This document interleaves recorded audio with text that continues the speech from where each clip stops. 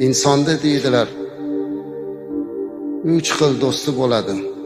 Bir do'sti uni joni chiqquncha, ikkinchi do'sti qabrga borguncha, uchinchi do'sti qiyomatgacha.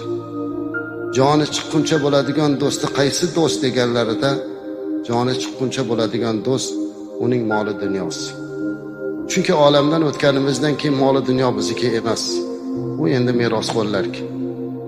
Qabrigacha boradigan do'st kim? Bu uning farzandlari, aqrabo, yaqinlari.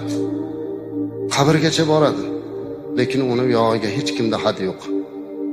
Ming yaxshi ko'rsa ham, jonim fido otam, onam desa ham, oxirgi manzili mana shu qabr, amallar sondig'i. Ammo uchinchi do'st bor. Bu do'st qiyomatgacha birga turadigan do'st. Bu uning qilgan solih amallaridir. Ana shu amal xolis bo'lishligi, Alloh